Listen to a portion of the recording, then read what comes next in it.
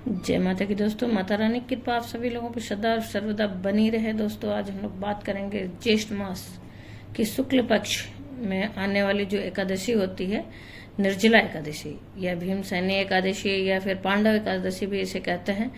और ये सारे एकादशियों का महारानी है। कहा जाए कि सारे एकादशी सारे व्रतों के महाराज हैं। मतलब सारे व्रतों में सबसे ज्यादा महत्व होता है एकादशी का, और फिर उसमें भी सबसे ज्यादा महत्व होता है निर्जला एकादशी का, जो कि ज्येष्ठ मास के शुक्ल पक्ष में पड़ता है। और इस बार कब पड़ रहा है दोस्तों, और उसकी विधि क्या है, और व्रत कब रखें, कब पारण करें, और उसके बाद दोस्तों पूजा का महत्व क्या होता है, इस व्रत के पूजा का महत्व क्या होता है, पारण करने की तिथि क्या है और शुभ मुहूर्त क्या है, इन सब विषयों पे आज हम लोग बात करेंगे दोस्तों। और इस वीडियो की जानकारी बहुत ही महत्वपूर्ण है। पूरी वीडियो को देखें, अंत तक बने रहें। आधी अधूरी जानकारी का कोई मतलब नहीं निकलेगा। फिर उसके बाद दोस्तों आपको कोई भी जानकारी अच्छी लगे तो लाइक तो अवश्य करें, अपने फ्रेंड्स और फैमिली में शेयर करें। फिर उसके बाद दोस्तों अभी तक आप मेरे चैनल पर नए हैं तो मेरे चैनल को सब्सक्राइब करें और बेल नोटिफिकेशन अवश्य दबाएं, और माता रानी के नाम का जयकारा अवश्य लगाएं कमेंट बॉक्स में, ताकि एक पॉजिटिव वाइब्रेशन पूरे ब्रह्मांड में फैले दोस्तों, और उससे अपने सनातन का रक्षा हो और अपने लोगों की रक्षा हो दोस्तों। तो बात करते हैं हम लोग दोस्तों कि ज्येष्ठ मास के शुक्ल पक्ष की जो एकादशी है वो बहुत ही महत्वपूर्ण है, जैसा नाम है। और निर्जला का नाम ही से ये अर्थ समझ में आ रहा है कि इसमें जल भी नहीं ग्रहण करना चाहिए। और ये सारे एकादशियों में सबसे बड़ी एकादशी इसलिए है क्योंकि पूरे जो साल में 24 या फिर जब जिस बार बढ़त वाला मास लगता है, मलमास लगता है, उस बार ये 26 हो जाते हैं पूरे साल में एकादशी। लेकिन अगर कोई किसी भी कारणवश कोई एकादशी छूट जाती है या फिर पूरे साल का एकादशी कोई नहीं रह पाता है, वह सिर्फ साल में इस एकादशी को एक बार कर ले तो उसके सारे एकादशी का पुण्य मिल जाता है। इसलिए इसे सबसे बड़ी और सबसे महत्वपूर्ण एकादशी बताई जाती है दोस्तों। बहुत ही महत्वपूर्ण एकादशी ये होती है। फिर उसके बाद दोस्तों इस एकादशी के करने से सारे जो कहा जाए कि एकादशियों का पुण्य प्राप्त होता है।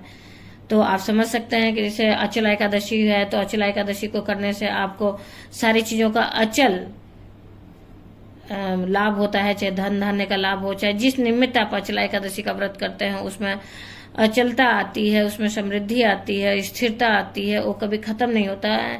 इसी प्रकार मोहिनी एकादशी है, उसका अलग महत्व है, सारे एकादशियों का अलग महत्व है, और उन सभी के गुणों को ये एकादशी अकेले ही पूर्ण कर देती है। इसका महात्म्य सबसे बड़ा है दोस्तों। इसके गुणगान अगर करने लगे तो वीडियो बहुत ही बड़ी हो जाएगी। लेकिन आज हम लोग बात करेंगे कि ये कब से मनाई जाने लगी और क्यों मनाई जाने लगी। भीमसेनी एकादशी या पांडव एकादशी के नाम से भी आपको समझ में आ रहा होगा कि इसे भीमसेनी एकादशी क्यों कहा जाता है।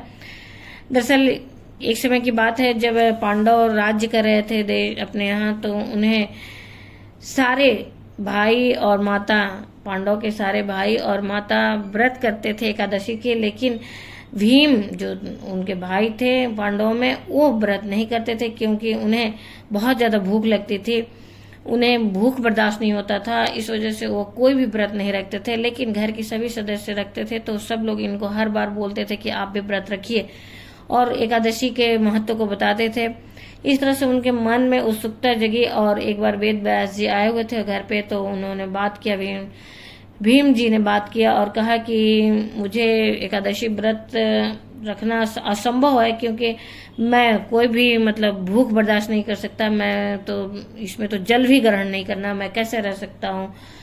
तो उनको वेद व्यास जी ने कहा कि मतलब आप अगर स्वर्ग जाना चाहते हैं और मुक्ति पाना चाहते हैं, मोक्ष पाना चाहते हैं, तो आप इस व्रत को अवश्य करिए। फिर उसके बाद भीम जी ने कहा कि कुछ ऐसा बताइए जो कि हर एकादशी से हमें छुटकारा मिल सके, सिर्फ साल में हमें एक बार करना पड़े, हम 24 या 26 एकादशी तो नहीं कर पाएंगे। फिर वेद व्यास जी ने कहा कि आप सिर्फ साल में जो एक एकादशी आती है निर्जला एकादशी, आप उसे धारण करें, और उस निर्जला एकादशी को आप धारण करेंगे तो सारे एकादशियों का महत्व और महात्मा आपको मिलेगा, उसका पुण्य मिलेगा। सारे एकादशियों के एक एकादशी से रहने से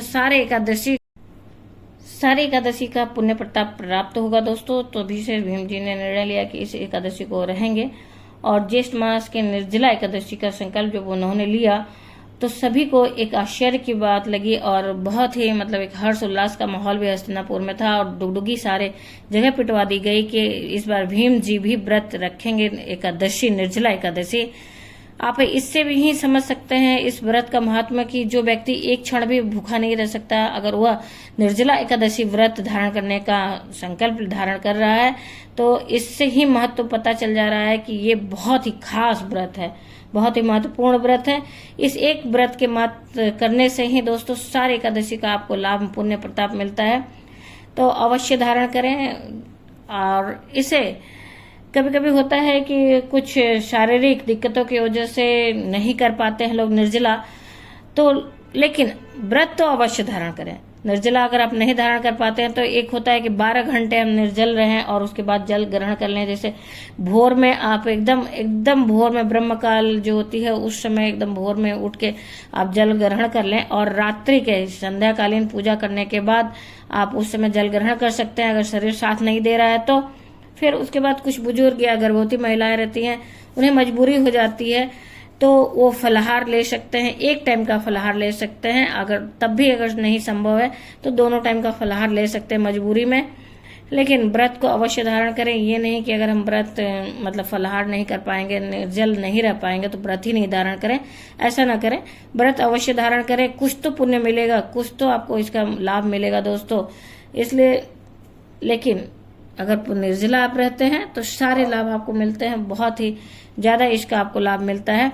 फिर उसके बाद दोस्तों एकादशी व्रत के दिन, यह ऐसे कहा जाए कि किसी व्रत के दिन शयन नहीं करना चाहिए, खास करके दिन में तो एकदम ही नहीं करना चाहिए। और एकादशी में भी इसी तरह से जो होता है कि शयन नहीं करना चाहिए, सोना नहीं चाहिए। और रात में रात्रि जागरण करने का विधान है। रात्रि जागरण करने के लिए आप अखंड ज्योत अवश्य जलाएं और रात्रि में भजन कीर्तन कर सकते हैं दोस्तों। फिर इस तरह से आपको बहुत ही पुण्य मिलेगा, बहुत ही लाभ मिलेगा। और दान करने के लिए दोस्तों व्रत के बाद जब पारण करते हैं तो पारण के समय आप दान मौसमी चीजों का अवश्य करें। ज्येष्ठ मतलब इस महीने में गर्मी चरम पे होती है, और गर्मी चरम पे होती है तो आप समझ ही सकते हैं कि ये जो शुक्ल पक्ष की जो आती है निर्जला एकादशी, ये हमें पानी के भी महत्व को बताती है। इसलिए इसमें पानी से संबंधित चीजों को, ठंडी चीजों का दान करना बहुत पुण्य मिलता है, और ठंडी चीजों को भगवान के भोग में भी लगाना बहुत महत्व मिलता है। खीरा, ककड़ी, तरबूज, इन सब चीजों का भोग में भी भगवान के अर्पित करें, और इन सब चीजों का दान भी अवश्य करें। फिर उसके बाद दोस्तों अब बात कर लेते हैं हम लोग की विधि तो कई बार हो चुकी है, थोड़ा सा हल्के में हम बात करते हैं कि व्रत जिस दिन धारण करना रहे ब्रह्म काल में उठें और स्नान आदि करने के बाद सूर्य भगवान को जल देने के बाद अपने पूजा स्थल पे पहुंचे और शुद्धिकरण अवश्य करें, सब चीजों का शुद्धिकरण करें, सारे पूजा की सामग्रियों का। फिर अपने आप को जल, गंगा जल, मिश्रित जल से स्नान करना चाहिए आज के दिन, और उसी जल का छिड़काव करके शुद्धिकरण भी करना चाहिए पूजा स्थल पे पहुंचने के बाद। और अपने आसन और पृथ्वी और भगवान को शुद्धिकरण करें। आपके घर में अगर विग्रह रूप में विष्णु भगवान जी हैं, या फिर लड्डू गोपाल जी हैं, या शालिग्राम जी हैं, कोई भी विग्रह रूप है तो उन्हें आज के दिन में जलाभिषेक अवश्य करें और पंचामृत का अभिषेक अवश्य कराएं। अगर विग्रह रूप नहीं है दोस्तों, अगर तस्वीर या फोटो है तो आप उन्हें एक साफ कपड़े में गंगा जल का थोड़ा सा जल लगा के उससे पोंछ सकते हैं। फिर आज के दिन भगवान को चंदन अर्पित करें, पीले वस्त्र अर्पित करें, पीले फूल अर्पित करें।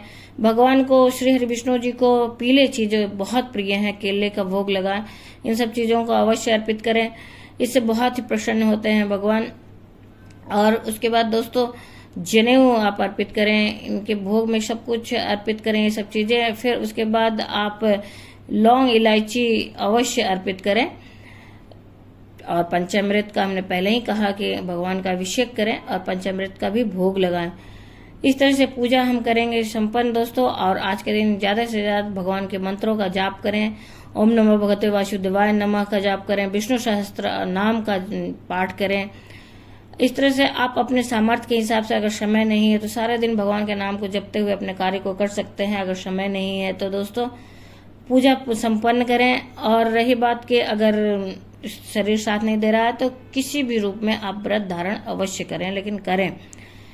फिर हम बात कर लेते हैं कि इस बार कब पड़ रहा है। ज्येष्ठ मास में जो शुक्ल पक्ष की निर्जला एकादशी वो आपका प्रारंभ हो रहा है दोस्तों 30 मई दिन मंगलवार दोपहर में 1:09 से, और एकादशी तिथि समाप्त हो रही है 31 मई दिन बुधवार को दोपहर 1:46 पे।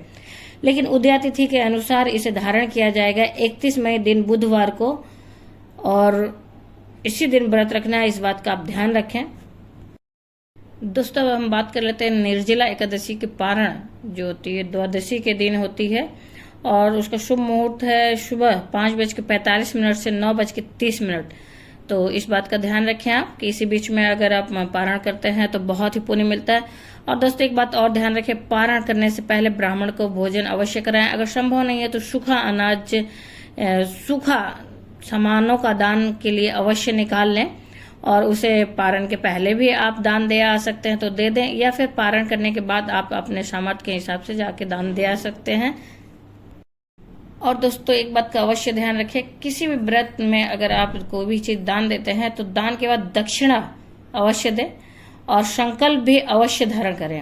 व्रत शुरू जब करते हैं तो उस समय संकल्प अवश्य धारण करें, और दान समाप्ति के बाद जब पारण के बाद आप दान देते हैं तो उस समय दक्षिणा भी अवश्य दान दें। तो ये तो रही सारी जानकारी दोस्तों। आशा करते हैं आपको जानकारी अच्छी लगी होगी, और इस वीडियो की कोई भी जानकारी आपको अच्छी लगी हो दोस्तों तो आप एक लाइक अवश्य करें। लाइक ही एक ऐसा माध्यम है जिससे हम लोगों को पता चलता है कि आपको वीडियो उपयोगी लगी। और दोस्तों ज्यादा से ज्यादा लोगों में शेयर करें। ज्ञान जितना भी हम लोग बांटेंगे उतना ही ज्यादा बढ़ता है, और एक दूसरे की मदद भी होगी। फिर आप अभी तक मेरे चैनल पर नए हैं दोस्तों तो मेरे चैनल को सब्सक्राइब करें और बेल नोटिफिकेशन अवश्य दबाएं, ताकि आने वाली जानकारी आप तक समय से पहुंच सके। माता रानी के नाम का जयकारा कमेंट बॉक्स में अवश्य लगाएं। एक पॉजिटिव वातावरण में ऊर्जा का संचार करें। फिर उसके बाद दोस्तों आप कोई भी सुझाव हो तो कमेंट बॉक्स में अवश्य लिखें, और किसी भी व्रत संबंधित कोई भी जानकारी चाहिए तो कमेंट बॉक्स में आप लिख सकते हैं। मैं पूरी कोशिश करूंगी आपके प्रश्नों के उत्तर देने का। धन्यवाद दोस्तों। माता रानी का कृपा आप सभी लोगों पर सदा और सर्वदा बनी रहे। जय माता की दोस्तों। फिर मिलते हैं एक नई जानकारी के साथ नई वीडियो में।